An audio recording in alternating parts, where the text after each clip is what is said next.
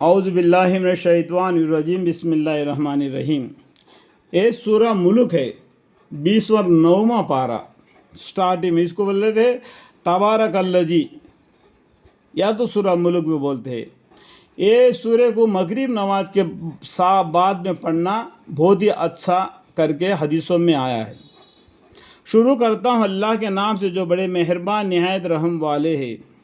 وہ خدا بڑا عالی شان ہے، یعنی یہ خدا کون ہے؟ بڑا عالی شان ہے، جس کے قبضے میں تمام سلطنت ہے اور وہ ہر چیز پر قادر ہے۔ تبارک الذی بیدہ الملک وہو علی کل شیء قدیر، اور وہ خدا بڑا عالی شان ہے جس کے قبضے میں تمام سلطنت ہے اور وہ ہر چیز پر قادر ہے۔ جس نے موت اور حیات کو پیدا کیا تمہیں جانچنے کے لیے کون اس میں اچھا آدمی ہے، کون اس میں خراب آدمی ہے، تاکہ تمہارے آزمائش کرے تم میں کون شخص عمل میں زیادہ اچھا ہے۔ الذی خلق الموت والحیات لیبلوکم ایکم احسن عملا، جس نے موت اور حیات کو پیدا کیا تاکہ تمہارے آزمائش کرے کہ تمہیں کون شخص عمل میں زیادہ اچھا ہے، اور وہ زبردست اور بخشنے والا ہے۔ اوہ العزیز الغفور، اللہ تعالیٰ کتنا بھی گناہ ہو جائے گا پھر بھی اللہ کے تام میں گڑ گڑا کر رو کر آنکھوں سے آنسو نکال کر اللہ سے معافی مانگے گا۔ اللہ تعالیٰ معاف کرنے والا غفور الرحیم ہے۔ جس نے 7 آسمان اور اوپر تلے پیدا کیے، اسی طریقے سے زمین بھی اللہ تعالیٰ نے پیدا کیا، یعنی 7 آسمان 7 زمین کو اللہ تعالیٰ نے پیدا کیا۔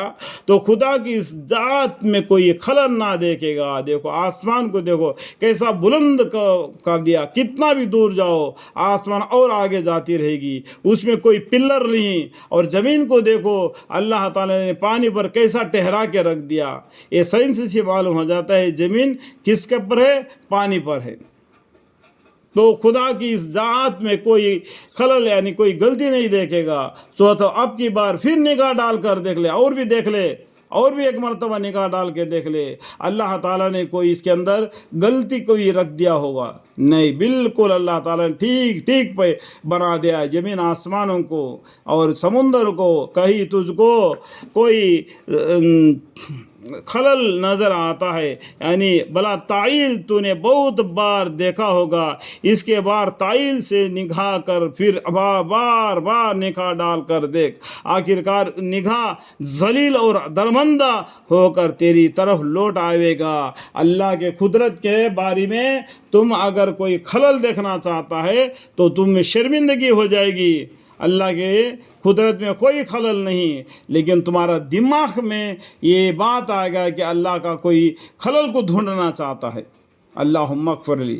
اور ہم نے قریب کے آسمان کو ستاروں یعنی ستاروں سے آراستہ کر رکھا ہے، جو ہم کو دکھائی دیتا ہے نا، یہ آسمان کے اوپر جو ستارے ہیں نا، یہ ہم کو چمکتے دکھائی دے رہے، لیکن یہ سورج سے بھی بڑے ہیں۔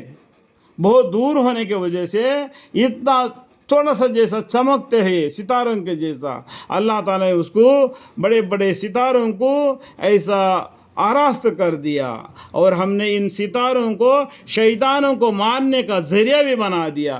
جب یہ قرآن نازل ہوتا تھا تو شیطان یا جن یہ وہی کو سننے کے لیے آسمان پر جاتے، تو اس میں ایک ستارہ ہوشن ایک آگ کے مانند اس کو شعلہ اس کا پیچھے لگ جاتا، اس کو بھگا دیتا وہاں سے۔ اور ان ستاروں کو، اور ہم نے ان ستاروں کو شیطانوں کو مارنے کا ذریعہ بھی بنا دیا، اور ہم نے ان کے شیاطین کے لیے بہت ان کے کفر کے دوزخ کا عذاب بھی تیار کر رکھا ہے۔ پھر بھی یہ اللہ کے حکام کو یہ سننے سے ان کو جن اور شیطان کو روک رکھ دیا، اور پھر اللہ تعالیٰ نے بالکل پاک صاف قرآن کو محمد مصطفیٰ صلی اللہ علیہ وسلم پر نازل فرمایا۔ جب ان کو انکار کرنے والے ہیں، جو کفر کرنے والے ہیں، جو دین اسلام کے شان میں گستاخی کرنے والے ہیں، ان کے لیے عذاب تیار کر رکھا ہے دوزخ۔ اور جو لوگ اپنے رب کے توحید یعنی ایک اللہ کو ماننا، اور جو لوگ اپنے رب کی توحید کا انکار کرتے ہیں، ایک اللہ کو ماننے سے انکار کرتے ہیں، ان کے لیے دوزخ کا عذاب ہے۔ یعنی اس مہینے میں ایک خدا کو مان لیا، اگلا مہینے میں اگلا خدا کو مان لیا، ایسا کہ 360 بتوں کو مان لیا تو وہ دوزخی ہے۔ اللہ ایک ہے، ٹرینٹی نہیں، توحید ہے، ایک اللہ ہے، ایک اللہ ہے، اسی کی عبادت کرنا ہے۔ اور بری جگہ ہے، یعنی ایک اللہ کو چھوڑ کر جو دوسرے کو معبود قرار دیتے ہیں وہ ان کے لیے وہ جہنم ہے اور وہ بری جگہ ہے۔ جب یہ لوگ اس میں ڈالے جائیں گے تو اس کو بڑی زور کی آواز سنیں گے، جہنم کی ایسی زور کی آواز اتنا دور سے ان کو سنائی دے گی کہ آ جا جلدی جہنم میں، اور جہنم خود بلا دے گی ان کو، جو کافر لوگ ہیں ان کو۔ تو جہنم میں ڈالنے کے بعد میں وہ کس طریقے سے جل جائے گا، تو آپ مرنے کے بعد کیا ہوگا تو اس میں آپ کو بہت سی باتیں اس کتاب میں معلوم پڑ جائے گی۔ جب یہ لوگ اس میں ڈالے جائیں گے تو اس کی بڑی زور کی آواز سنیں گے، اور اس طرح جوش مارتی ہوگی جیسا کہ آگ کے اوپر پانی جیسا کہ گھومتا ہے، اس طریقے سے آگ جوش مارتی ہوگی۔ نار اللہ الموقدۃ التی تطلع الافئدہ انہ علیہم مؤصدۃ فی امد ممددہ۔ جیسے معلوم ہوتا ہے کہ ابھی غصے کے مارے پھٹ پڑے گی، تو جہنم غصے کے مارے پھٹ پڑے گی ان کافروں کے لیے جو اللہ سے نافرمانی کیے، ان کو جہنم اس طریقے سے آواز دے گی، ان کے بارے میں غصے سے پھٹ پڑے گی، پھٹ پڑے گی۔ اور جب اس میں کوئی گروہ کافروں کا ڈالا جائے گا تو اس کے محافظ ان لوگوں سے پوچھیں گے، یعنی کہ محافظ مطلب کیا، فرشتے، جو جہنم میں اللہ تعالیٰ نے 19 فرشتوں کو رکھ دیا جہنم کے عذاب ان جہنمی آدمیوں کو دیکھنے کے لیے۔ جب یہ جہنم میں ڈالے جائیں گے گروہ کافروں کا، تو وہاں کے ملائک ان سے پوچھیں گے، محافظ لوگوں سے یعنی پوچھیں گے کہ کیا تمہارے پاس کوئی ڈرانے والا پیغمبر نہیں آیا تھا؟ کیا تم کو دنیا میں پیغمبر نہیں آئے تھے؟ اللہ کے حکام کو تم کو پہنچائے نہیں تھے؟ اللہ سے ڈرنے کے بارے میں اور اللہ کے حکام کو تم کو سنائے نہیں دیتے؟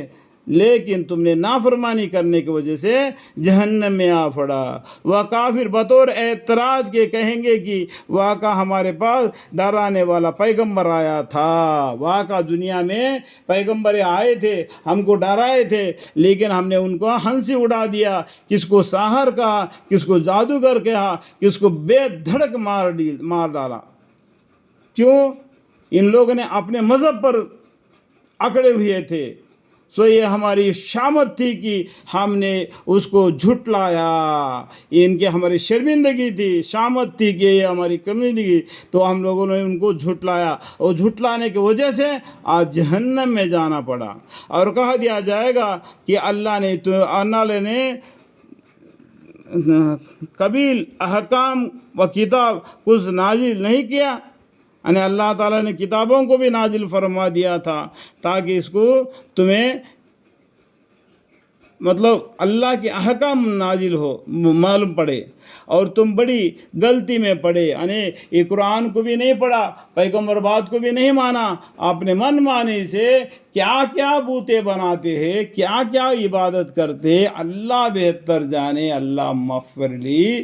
یہ لوگ ایسے اللہ کے شان میں گستاخی کرتے ہیں، جس نے ان کو روزی روٹی دیتا ہے اس کو بھول کر دوسروں کو معبود قرار دیتے ہیں۔ اللہ تعالیٰ غارت کر دے ایسے معبودوں کو اور اسے عبادت گاروں کو۔